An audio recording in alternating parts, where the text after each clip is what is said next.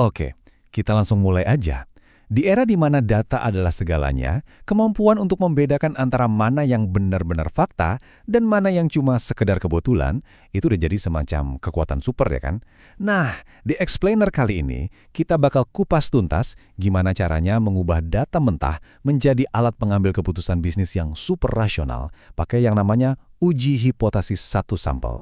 Bayangin gini. Ada perusahaan yang dengan PD-nya bilang waktu produksi mereka itu pas banget di 50 menit. Tapi pas kita ambil 25 produk secara acak buat dites, rata-rata waktunya ternyata cuma 47 menit. Nah loh, pertanyaannya, gimana caranya kita bisa ngebuktiin secara matematis kalau klaim 50 menit perusahaan itu beneran fakta atau emang sampel kita aja yang kebetulan lagi meleset?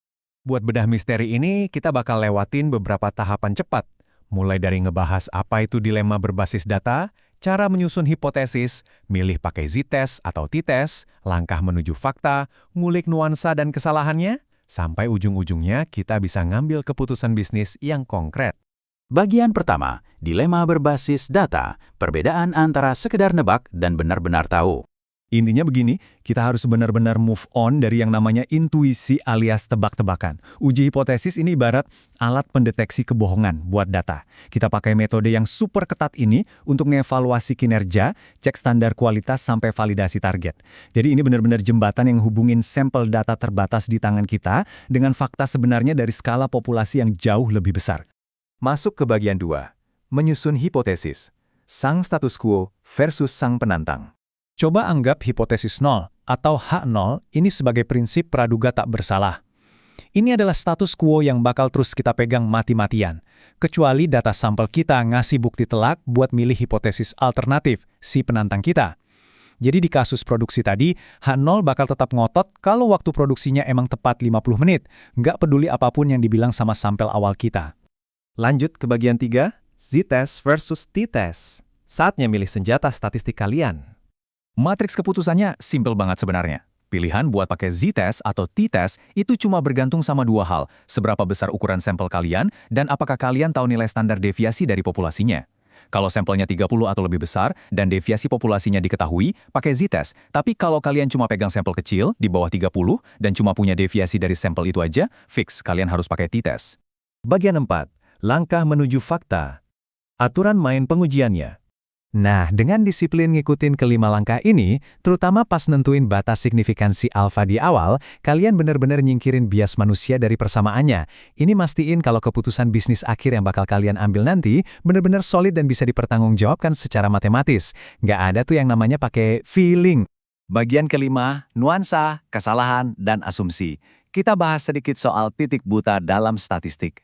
Kalau dulu buku teks jadul senang banget ngebahas tabel nilai kritis yang ribet, software modern sekarang lebih fokus pakai p-value. Cara bacanya gampang banget. Nilai p yang super kecil di bawah 0,05 itu artinya sangat tidak mungkin. Hasil sampel yang kalian dapetin itu cuma sekedar kebetulan. Ini adalah bukti kuat kalian buat nolak klaim status quo. Tapi hati-hati, kalian harus selalu sadar kalau ada resiko titik buta. Kalian bisa aja kena error tipe 1, ibaratnya ngehukum sebuah klaim bisnis yang sebenarnya valid dan nggak salah. Atau kebalikannya, error tipe 2, malah ngebiarin klaim yang sepenuhnya ngaco lewat gitu aja karena kalian gagal menolaknya. Memahami dua resiko ini krusial banget. Nah, disinilah momen ahanya. Sebuah tas bisa aja secara statistik kelihatan signifikan banget, tapi effect size lah yang ngasih tahu dampaknya beneran kerasa nggak sih di operasional bisnis nyata? Statistik cuma jawab, apakah ini signifikan secara matematis, tapi effect size ngejawab, emangnya seberapa ngaruh buat bisnis kita? Ingat, hasil analisis kalian itu cuma bakal sebagus kualitas datanya. Jadi selalu cek asumsinya dulu. Datanya terdistribusi normal nggak?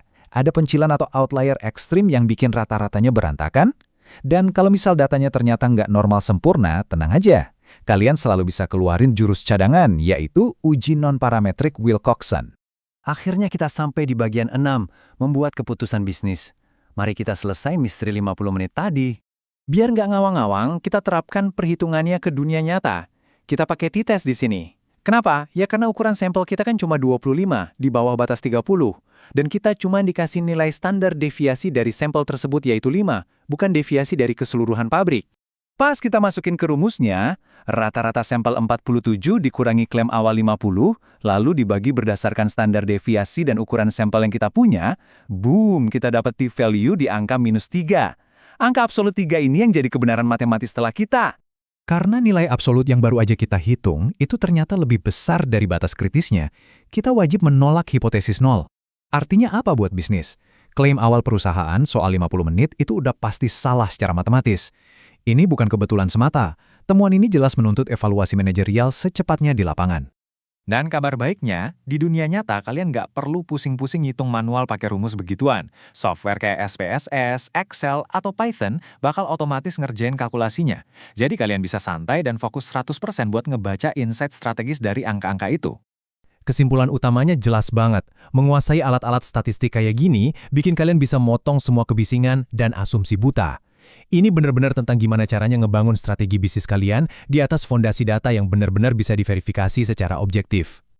Nah, jadi pas kalian mulai nganalisis data perusahaan kalian sendiri besok, coba renungkan ini.